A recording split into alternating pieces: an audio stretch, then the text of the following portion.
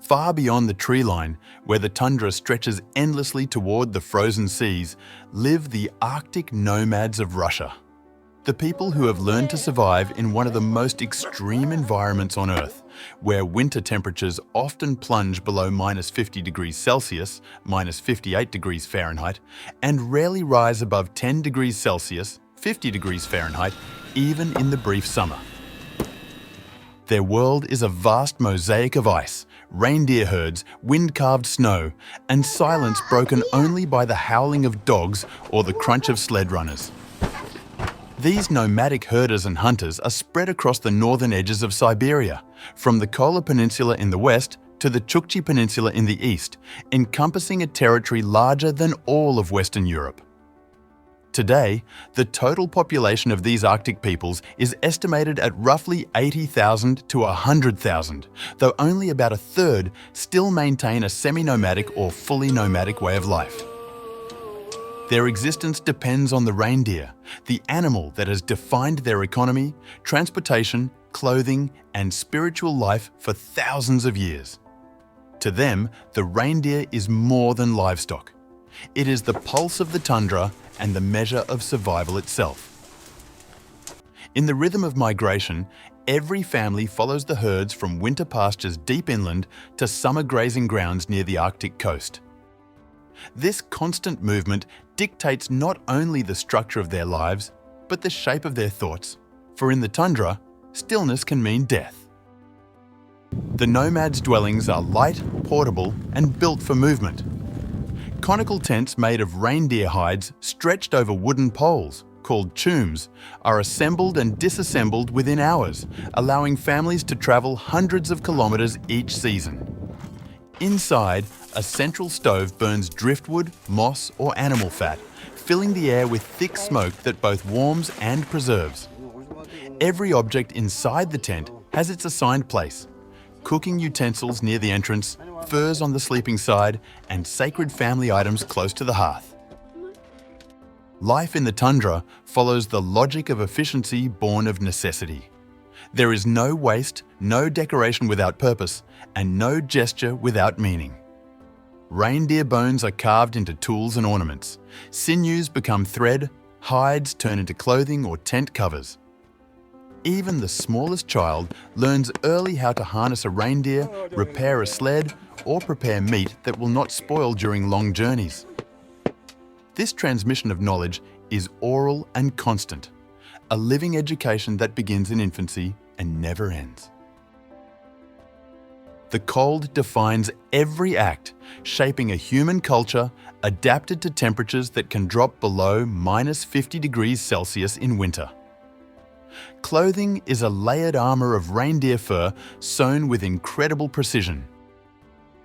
Inner garments with fur turned inward, outer coats with fur facing out, creating a perfect insulation system against wind and frost. Boots called torbasa are made from leg skins of reindeer, chosen for their dense, hollow hairs that trap air and keep feet warm even in deep snow. Every stitch is made by hand, often by the women, whose mastery of sewing determines the health and comfort of the entire family. Reindeer herding remains the economic core of nomadic life, though mechanization and climate change have begun to alter its patterns. Each extended family controls a herd that can range from a few hundred to several thousand animals, depending on region and wealth. Men ride specially trained reindeer for travel and herding, while women and children manage domestic tasks and food processing. Sleds made of wood and bone glide across frozen rivers, often forming long caravans that seem to vanish into the white horizon. Diet is simple, but extraordinarily adapted to local conditions.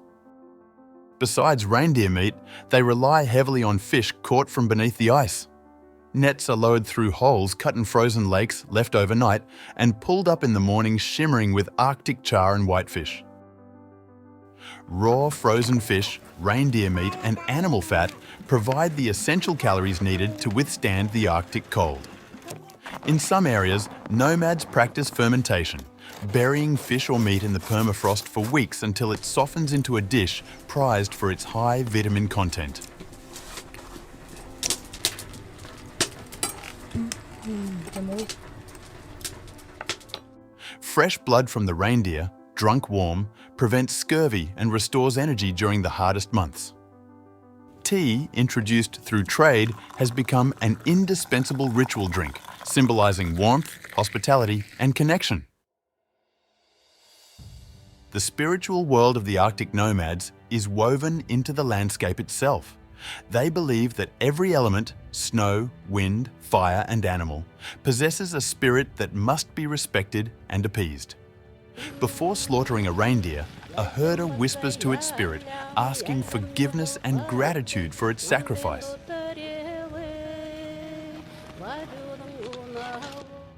Shamans once mediated between humans and these unseen forces, performing rituals to ensure successful migrations and healthy herds. Though Soviet policies suppressed traditional religion, many families quietly preserved these beliefs, blending them with modern practices and Orthodox Christianity. Children grow up in constant contact with nature, developing a sensory understanding of wind direction, snow texture, and animal behavior. They learn to read tracks across ice, to judge weather by the shape of clouds, and to sense the subtle changes that mark the coming of thaw or storm. Education has slowly reached the tundra through mobile schools and satellite communication, but many nomadic parents still prefer to teach their children directly in the language of the tundra: silence, observation, and imitation. This form of learning produces remarkable independence and adaptability, traits essential for survival. The social structure of the Arctic nomads is small and egalitarian. Leadership is fluid, usually held by the oldest or most experienced herder, yet decisions are made collectively. Women play a central role not only in domestic work, but in maintaining cultural continuity through songs, myths, and oral storytelling. Evenings in the tomb are filled with the rhythmic chanting of epic tales, stories of reindeer spirits, heroes, and journeys across ice and time.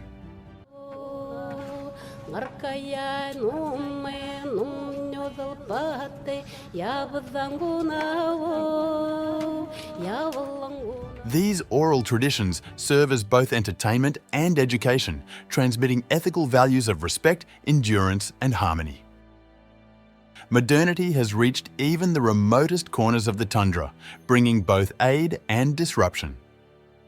Snowmobiles and satellite phones have made travel and communication easier, but they also reduce reliance on traditional skills. Many nomads now move between village life and herding camps, becoming semi-nomadic. Yet this adaptation shows their resilience, not their disappearance. They remain flexible, shaping new tools into their ancient rhythm of life. The seasonal migration cycle continues to define the tempo of existence. In late winter, families prepare to move toward the northern pastures where snow melts first and fresh lichen appears. Sleds are loaded with household goods, tents and supplies, and the caravan begins its slow journey under the endless daylight of the Arctic spring. Dogs bark, reindeer snort, steam into the cold air, and the tundra comes alive with motion after months of stillness. The journey can last for weeks, covering hundreds of kilometers over snow, ice, and rivers. Navigation relies on memory and subtle signs in the landscape: a line of distant hills, the bend of a frozen stream, the direction of prevailing wind. When they stop for the night, tents rise quickly, and within minutes, the wilderness transforms into a small settlement glowing with firelight. The people's movements are synchronized with those of the reindeer, guided by instinct and ancestral knowledge rather than maps or compasses. Summer brings a different challenge: the invasion of insects and the softening of the tundra. Mosquitoes and gnats form clouds so dense that they can drive both humans and animals mad. Smoke fires are kept burning near the camps to protect the herds, and herders cover their faces with nets made of horsehair or cloth. Despite the discomfort, summer is also a time of abundance. Fish fill the rivers, berries ripen, and daylight lasts nearly 24 hours, making the Arctic glow with eerie beauty. Children play barefoot on the moss, laughing as they chase young reindeer or splash in meltwater pools. The sound of their laughter contrasts with the distant calls of geese migrating northward. For a brief season, life softens and the tundra becomes generous. Women gather medicinal plants and herbs, knowledge passed down through centuries of observation. Autumn signals preparation for the long return to winter camps. Reindeer grow thick coats, the tundra turns crimson, and air begins to taste of snow. Families butcher selected animals, preserving meat and fat to last the dark months ahead. Tools are repaired, sleds strengthened, and clothing re-sewn. The rhythm of life contracts again, centering around fire and family. Winter brings isolation, but also peace. The polar night descends for weeks or even months, with only the glow of the moon and auroras lighting the land. Reindeer dig through snow to find lichen, their breath forming small clouds in the still air. Inside the tombs, families huddle together, telling stories that link them to generations past. The silence outside feels alive, filled with unseen presences, ancestors, animals, and spirits that protect the camp. In this vast stillness, time moves differently. Without the clock's tyranny, people measure life by the behaviour of animals and the turning of seasons. Births, deaths, and marriages happen quietly, marked by songs and gifts rather than grand ceremonies. The Arctic nomad's sense of continuity lies in endurance, the ability to remain human in a world that often seems designed to erase humanity. Their music reflects the landscape, simple, repetitive, and haunting. Songs are sung without instruments, only the human voice echoing the rhythm of walking, herding, or sledding. Each melody carries fragments of history, geography, and spiritual belief. Some songs imitate reindeer calls or the wind's cry, blurring the boundary between sound and nature. Language is another vessel of identity, yet many dialects are now endangered. The encroachment of Russian as a dominant language has eroded traditional vocabularies describing snow types, animal behaviour, and migratory patterns. Elders still speak in the old tongue, using words that have no translation in modern languages, words that define relationships between human and non-human life. Linguists race to record them before they vanish, understanding that language itself is a map of survival. The modernization of the Russian Arctic has brought roads, mines, and oil fields, transforming parts of the tundra into industrial zones. For nomads, this expansion often means restricted access to pastures, polluted rivers, and disrupted migrations. Some herders now work part-time for oil companies, combining wage labor with herding. Others resist integration, insisting that reindeer herding is not just an occupation, but a worldview. Climate change adds another layer of uncertainty. Warming temperatures alter snow patterns, making traditional migration routes unpredictable. In some years, ice crusts form over lichen fields, preventing reindeer from feeding and causing mass starvation. Rivers that once froze solid now break early, trapping caravans on the wrong side. Yet adaptation continues. Tradition evolves without surrender. Despite hardship, the Arctic nomads remain among the most self-reliant communities on Earth. Their daily life requires constant problem-solving, repairing sleds without spare parts, finding shelter in blizzards, navigating whiteouts where sky and land merge into one. They do not romanticize their existence. Survival is labor, not legend. But within that labor lies a deep dignity, born from harmony with forces that most humans spend their lives avoiding.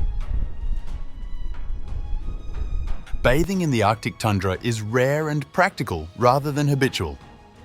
During winter, they melt snow or ice for small amounts of warm water, used with birch twigs or animal fat soap to wipe the body inside the tent. In summer, when rivers and lakes thaw, they wash directly in the cold water, often quickly and without clothing, tolerating the chill as a test of endurance. Drinking water comes mainly from melted snow or clear streams, prized for its purity and stored in wooden or metal containers for daily use.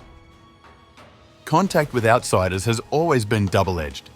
On one hand, traders introduced useful items like metal tools, rifles, and tea. On the other, they brought disease, alcohol, and dependency. The Soviet era accelerated change, forcing many nomads into collective farms and boarding schools. Generations were separated from the tundra, losing language and skill, though some returned later, reclaiming their ancestors' ways. Government programs now attempt to balance modernization with cultural preservation. Mobile medical units and satellite schools accompany herding routes, while subsidies support reindeer breeding. Festivals celebrate Arctic culture, showcasing sled races, fur clothing, and traditional music. Yet beneath these displays lies an ongoing struggle: the desire to remain free in a world increasingly ruled by borders, bureaucracy, and technology. For the Arctic nomads, identity is not tied to land ownership, but to movement itself. They belong not to a place, but to a path, the invisible tracks connecting pastures, rivers, and memories. This mobility shapes their perception of time, which flows cyclically rather than linearly. Every journey repeats the steps of ancestors, creating a living map across generations. Herding decisions rely on collective intuition refined by centuries. Elders predict animal behaviour by the tilt of the moon or the frost pattern on a tent wall. The young, more exposed to modern education, question old methods but still defer to experience when survival is at stake. Tradition here is not blind obedience, but pragmatic wisdom proved by countless winters. The family unit remains the foundation of social life. Marriage usually occurs early, forming alliances between herding groups. Polygamy was historically accepted in some regions, particularly when gender ratios favoured women. Domestic harmony depends on cooperation, as every pair of hands contributes to daily survival. Hospitality is sacred. A traveller arriving unannounced is always given food, warmth, and rest, regardless of kinship. Refusing hospitality would violate the moral law of the tundra, where tomorrow's host may become today's guest. Tea, bread, and raw fish are offered first, followed by conversation that can stretch long into the polar night. This openness has allowed their culture to absorb influences while maintaining its core values. Communication over long distances once depended on smoke signals or reflective mirrors made of metal. Today, radios and mobile phones link camps separated by hundreds of kilometres. Yet, during storms or magnetic interference, all technology fails, and the nomads revert to ancient methods: intuition, observation, and silence. The tundra itself becomes the message, carrying news through the flight of birds or the movement of herds. Death in the tundra is treated with quiet acceptance. When an elder dies during migration, the body may be placed on a sled and carried until a proper burial site is reached. Graves are simple, often marked by reindeer antlers and stones. The living speak softly of the dead, believing their spirits continue to travel with the herds, guiding them through storms and darkness. Population numbers remain small and scattered. Across the Russian Arctic, roughly 40,000 to 45,000 people still depend directly on reindeer herding, with the rest settled in small towns or villages. Their density is often less than 1 person per 10 square kilometres, making them among the most sparsely distributed human groups on Earth. Such isolation ensures preservation of old ways, but also limits access to healthcare, education, and markets. The resilience of Arctic nomads lies in adaptability without loss of essence. They have incorporated elements of modernity, rifles instead of bows, snowmobiles beside sleds. Yet the underlying philosophy remains unchanged. Movement, mutual aid, and respect for nature continue to guide their actions. The tundra, though altered by industry and climate, still dictates the rhythm of their lives. In recent years, Ecotourism has begun to touch the Arctic frontier. Small groups of visitors join herding families to witness migration, sleep in tombs, and ride sleds across the tundra. Some nomads welcome the extra income, while others fear intrusion and cultural distortion. Yet even the tourists who come seeking novelty often leave humbled, realizing that comfort and abundance mean little without harmony and purpose. Scientists study these communities as models of sustainable living. Their waste is minimal, their carbon footprint negligible, and their resource use perfectly tuned to ecological limits. Every bone, hide, and drop of fat finds a function. In a world facing environmental crisis, their endurance offers lessons modern societies are only beginning to relearn. Their sense of time differs radically from industrial civilization. For them, life is not a race toward progress, but a cycle of return, to pastures, to family, to memory. The modern world measures wealth in accumulation. They measure it in mobility and self-sufficiency. A man with a healthy herd and skilled family is rich, even if he owns nothing that fits in a bank. Children of the tundra grow up with remarkable independence. By the age of 10, many can harness reindeer, navigate blizzards, and handle knives safely. Discipline is gentle but firm. Disobedience can endanger everyone in a group. Their education, rooted in survival, also cultivates patience, humility, and respect for forces beyond human control. Women continue to be keepers of tradition, weaving not only clothing but continuity. They sing lullabies that encode migration routes, medicinal recipes, and moral lessons. Their sewing skills are as valued as men's herding ability, for poorly made clothing can mean death in sub-zero storms. Many modern Arctic women now balance both worlds, running herds and raising children while managing online communication and trade. Reindeer herding is not only an economic system, but a cosmology. The animal embodies movement between worlds, earth, sky, and spirit. In myths, the first reindeer descended from the stars, teaching humans how to follow the seasons. Even today, when herders look up at the northern lights, they say it is the reindeer souls dancing in the sky, guiding them home. Every generation faces the challenge of continuation. The tundra remains both harsh and holy. Its beauty lies not in abundance, but in purity. The simplicity of snow meeting sky, the endless horizon reflecting one's own endurance. To survive here requires neither heroism nor faith, only balance and respect. The Arctic nomads have achieved that equilibrium for millennia, living proof that humanity can adapt without destroying what sustains it. They represent one of the last links between prehistoric pastoral life and the modern industrial age, a living memory of how humans once coexisted with the planet. Each reindeer track on the snow marks not just movement, but continuity, an unbroken chain of adaptation and memory stretching back to the Ice Age. In their world, there is no distinction between survival and meaning. The act of herding, of moving, of tending fire through a long night becomes both necessity and prayer. They do not seek to conquer the Arctic, they belong to it. And in that belonging lies their quiet strength, the same strength that has carried them through 10,000 years of snow and silence.